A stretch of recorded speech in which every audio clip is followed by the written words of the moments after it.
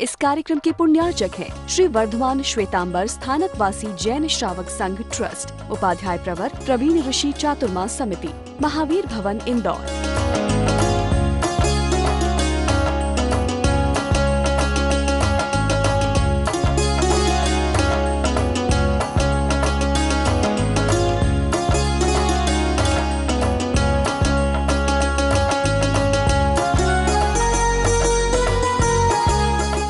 विराजमान सिंह सीते थे सुश्री महाराज साहब।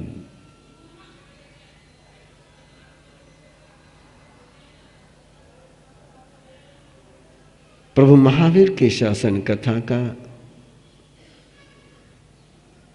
अपने जीवन की कथा बनाने के लिए जुड़े हुए सभी श्रद्धालु श्रोतागण, और सुन रहे थे हम परसों एक प्रसंग सामायिक का। शायद बहुत सारे सवाल आपके मन में उभरे होंगे।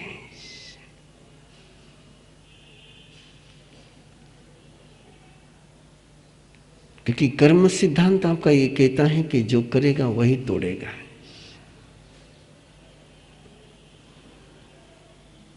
और भगवान महावीर ने सैनिक को कहा कि पुण्याश्रावक की सामयिक ले ले, तेरे कर्म टूट जाएंगे। कालू सोकरी की हत्या बंद करा दे, तेरे कर्म टूट जाएंगे।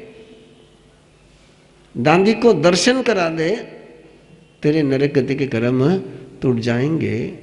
दासी से दान करा दे, तेरे कर्म टूट जाएंगे।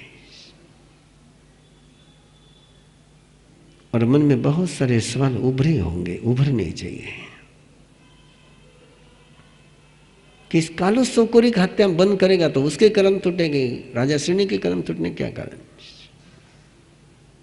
दादी दर्शन करेगी तो दादी के कर्म टूटेंगे, राजा श्रेणी के कर्म टूटने का क्या कारण? लेकिन एक शब्द को आप भूल रहे हो। भगवान महावीर का ये शासन का एक सिद्धांत है कि आपके पास 3 शक्तियां हैं। कितनी शक्तियां हैं? 3 शक्तियां हैं। एक करने की शक्ति है, एक कराने की शक्ति है, और एक अनुमोदन की शक्ति है। करने की शक्ति से भी कर्म बनते हैं, कराने की शक्ति से भी कर्म बनते हैं, अनुमोदन की शक्ति से भी कर्म बनते हैं। करने की शक्ति से भी कर्म टूटते हैं, कराने की शक्ति से भी कर्म टूटते हैं, और अनुमोदन की शक्ति से भी कर्म टूटते हैं। यही कारण है कि दासी ने दान नहीं दिया, लेकिन फिर भी राजा श्रेणी के कर्म तो टूट गए। कालो सोकरी की हत्या बंद नहीं हुई, लेकिन कालो सोकरी की हत्या बंद कराने में राजा श्रेणी का जो पुरुषार्थ लगा, उससे उनके कर्म टूट गए। दादी ने दर्शन नहीं करे, लेकिन दादी को दर्शन कराने की जो भावना थी, जो प्रयास थे, उससे राजा श्रेणी के कर्म टूट गए। किसी भी एक बात को लेकर के मैं आज आपसे बात कर रहा हूं, और दादी की बात से शुरुआत करता हूं। जिस समय दादी ने कहा होगा कि मैं दर्शन नहीं करती हूं, उस समय राजा श्रेणी के मन में किन भावों की जागृति हुई होगी, किस प्रकार की इमोशन जन्मी होगी, और आपके मन में किस प्रकार की इमोशन जन्मती है कि यदि आपके बेटे ने, आपके बहू ने, आपके पोत किसी ने भी यदि सामयिक नहीं करने के लिए कहते मैं सामयिक नहीं करता हूं, तो उस समय आपके मन में क्या भाव जन्मते हैं? चिल्लाती होगी, आप लेट गो करते होंगे। राजा श्रेणी के मन में क्या जन्मा है? दादी ने दर्शन करने के लिए मना किया, तो राजा श्रेणी के मन में एक अलग भावना जन्मी, मैंने दादी को दर्शन कराने ही कराने। वो चाहे नहीं चाहे, मैंने दर्शन कराने ही कराने। और जिस समय इस प्रकार के भाव राजा श्रेणिक के मन में जन्मे होंगे, उस समय किस प्रकार उसके अंदर में शुक्ल लेशा की धारा शुरू हुई होगी कि मैंने दादी को परमात्मा के दर्शन करा के ही रहना है। और जब तक दादी को लेकर नहीं गया, तब तक राजा श्रेणिक का मन किस में लगा रहा कि मुझे दादी के दर्शन कराने, मुझे दादी के दर्शन कराने। शायद वो राज सभा में गए होंगे, शायद खाना खाते होंगे, शायद सोते होंगे, कुछ भी करते होंगे, लेकिन कंटिन्यू राजा श्रेणिक के मन में अंतर में एक ही धारा चल रही थी कि दादी को दर्शन कैसे कराऊं, दादी को दर्शन कैसे कराऊं, दासी को दर्शन कैसे कराऊं। और इस सारी इमोशन में जीते हुए कितने पुण्य का बंध हुआ होगा और कितने पाप की ही निर्जरा हुई होगी। चाहे वो कालू सौकरी का प्रसंग हो, चाहे दासी से दान कराने का प्रसंग हो, उस सारे प्रसंग को, उस सारी घटना को अंजाम देने के लिए कितनी इन्वॉल्वमेंट हुई होगी राजा श्रेणिक की। और वो सारी इन्वॉल्वमेंट से किस प्रकार के कर्मों का बंधन बंधा भी था और टूटा भी था। कौन से कर्म का बंधन हो गया था? तीर्थंकर नाम कर्म के बंध की तैयारी हो गई थी। बंधा नहीं था, तैयारी शुरू हो गई थी। और जैसे ही आपके पुण्य कर्म का बंध शुरू होता है, वैसे ही पाप कर्म का टूटना शुरू हो जाता है। जैसे आपके पाप कर्म आप बांधते हैं, कोई भी व्यक्ति पाप कर्म बांधता है, वैसे उसके पुण्य कर्म समाप्त होने लगते हैं। वाक्य रिपीट कर रहा हूं। जिस समय आप पुण्य कर्म करते हो, उस समय पुण्य का बंध होता है, पाप का क्षय होता। वैसे ही जैसे गर्मी लग रही हो तो आप एसी चलाते हो, तो एसी चलाने से दो काम एक साथ हो जाते हैं, गर्मी निकल जाती है और ठंडी आ जाती है। जब ठंड लगती है तब आप गर्मी तैयार करते हो, उससे भी दो काम होते हैं, ठंडी जाती है और गर्मी। वैसे जब आप पुण्य करते हो तो पाप जाता है, और जब पाप करते हो तब पुण्य चला जाता है। ये परमात्मा के शासन के गहरे सूत्र जो है, उसको थोड़ा सा आप यदि ध्यान में लोगे तो पता चलेगा आपको कैसे होता है। आपको किसी ने मदद करी, किसी से कुछ आपने मदद ली और वो लौटाने का आपका मन नहीं हो, लौटाने की आप तैयारी नहीं करो, तो क्या होता है आपको पता है? पाप का बंध बढ़ते जाता है और पुण्य घटते चले जाता है। गणित ऐसा ही है सारा है।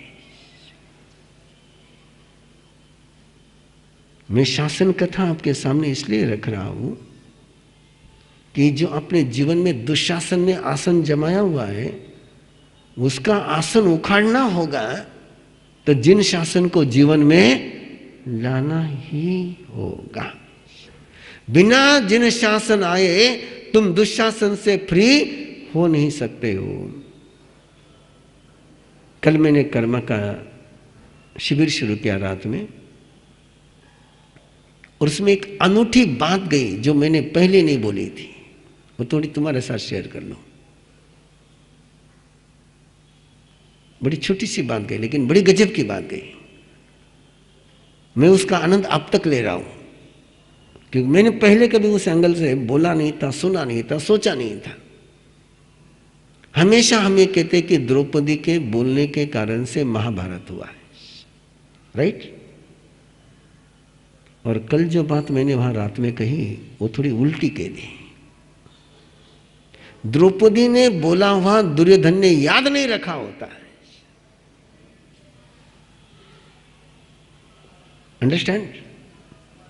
द्रौपदी ने बोला हुआ दुर्योधन ने याद नहीं रखा होता तो महाभारत होता। द्रौपदी ने एक बार बोला है कि रोज जाकर के दुर्योधन को सुनाती नहीं थी कि आंधे के बेटे आंधे होते, आंधे के बेटे आंधे होते, आंधे के बेटे आंधे होते। रोज नहीं जाकर के सुनाया उसने तो केवल एक बार बोला था। और दुर्योधन रोज उसकी माला गिन रहा था। मुझे द्रौपदी ने आंधे के बेटे आंधे होते, आंधे के बेटे आंधे होते, आंधे के बेटे आंधे होते, आंधे के बेटे आंधे होते हैं। यदि दुर्योधन ने उसकी माला नहीं गिनी होती तो महाभारत होता क्या? आपसे पूछ रहा हूं, थोड़ा सा आज थोड़ा सा बोलो। यदि दुर्योधन ने द्रौपदी की बात याद नहीं रखी होती तो महाभारत होता क्या? पक्का ना? आप दुर्योधन होते हो कि नहीं होते हो?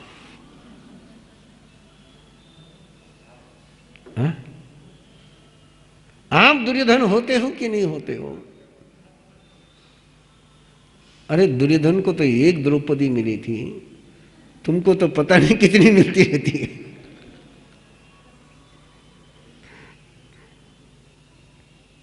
तो द्रौपदी जिम्मेदार कि दुर्योधन जिम्मेदार?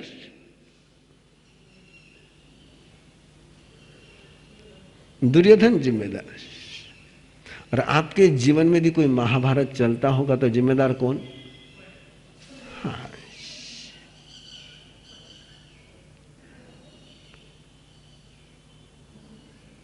द्रौपदी को तुम नहीं सुधार सकते हो, लेकिन दुर्योधन बनने से बच सकते हो ना। इतना सा सूत्र परमात्मा ने एक छोटे से शब्द से दिया, इतने छोटे से शब्द से दिया, इतने छोटे से शब्द से दिया, खामी में सवे जीवा। परमात्मा के शासन कथा का अगला पन्ना तुम्हारे पास है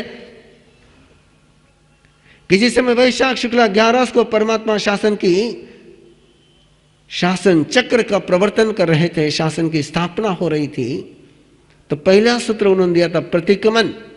पहला सूत्र क्या दिया था? प्रतिक्रमण। जो जो तुमने आतिथ्य में किया है उससे पहले फ्री हो जाओ, जो जो पकड़ करके रखा उसको छोड़ दो। और आतिथ्य का प्रतिक्रमण होने के बाद परमात्मा ने कहा एक्शन तो क्लियर हो गई, रिलेशन भी क्लियर कर लो। एक्शन क्लियर हो गई लेकिन रिश्ते भी सही कर लो। एक्शन अच्छी कर ली और रिश्ते नहीं सुधारे तो काम बन पाएगा? रसोई बहुत अच्छी करी लेकिन परोसते समय मुंह टेढ़ा मेढ़ा कर लिया, काम बन जाएगा? रसोई बराबर नहीं बनी है, रसोई बराबर नहीं बनी। फलका ठंडा है, रोटी ठंडी है, सब्जी ठंडी है, लेकिन परोसते समय आपने कहा प्लीज मेरी आज तबीयत ठीक नहीं थी, आज के दिन थोड़ा सा ठंडा खा लोगे। सामने वाले का मुंह कैसा होगा? टेढ़ा हो जाएगा।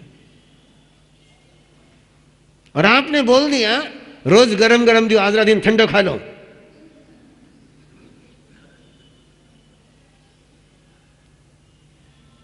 रिश्ता सुधरेगा, रिश्ता बिगड़ेगा। और परमात्मा के शासन का अगला सूत्र बहुत गहराई से पकड़ के रखना है, बहुत गहराई से पकड़ रखना है। कर्म तोड़ने आसान है, कर्म तोड़ने आसान है, वैरानो बंध तोड़ना बहुत मुश्किल है।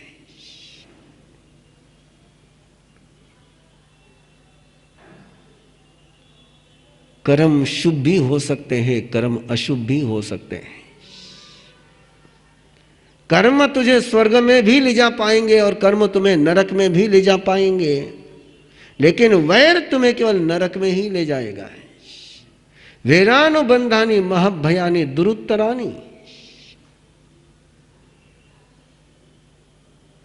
ये वैर का अनुबंध है, ये वैर के रिश्ते दोनों को गोते में लाते हैं, एक को नहीं लाते। हम तो डूबेंगे डूबेंगे सनम, तुम्हें लेके डूबेंगे। और एक मैत्री का अनुबंध होता है, हम तो तिरेंगे तिरेंगे सनम, तुम्हें लेकर के तिरेंगे। कौन सा वाक्य अच्छा लगता है? पहला, हम तो डूबेंगे डूबेंगे, तुम्हें लेकर के डूबेंगे, कि हम तो तिरेंगे तिरेंगे लेकिन तुम्हें लेकर के तिरेंगे।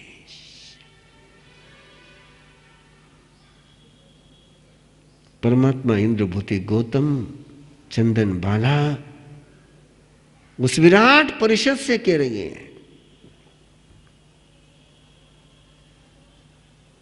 कि प्रतिक्रमण तुमने कर लिया, आलोचना कर ली, लेकिन जिन जिन के साथ तुम्हारे रिश्ते टेढ़े मेढ़े बिगड़े हुए हैं, टेढ़े मेढ़े बिगड़े हुए हैं, कौन से रास्ते से चलना अच्छा लगता है? सुधरे हुए रास्ते से कि बिगड़े हुए रास्ते से? जिस रास्ते में बहुत बहुत मोड़ आते हैं, बहुत टर्निंग पॉइंट आते हैं, बिल्कुल पीन करवनेस आता है, उस रास्ते से चलना अच्छा है या बिल्कुल सीधा सीधा चलने वाले रास्ते से चलना अच्छा है? इस कार्यक्रम के पुण्यार्चक हैं श्री वर्धमान श्वेतांबर स्थानकवासी जैन श्रावक संघ ट्रस्ट, उपाध्याय प्रवर प्रवीण ऋषि चातुर्मा समिति, महावीर भवन इंदौर।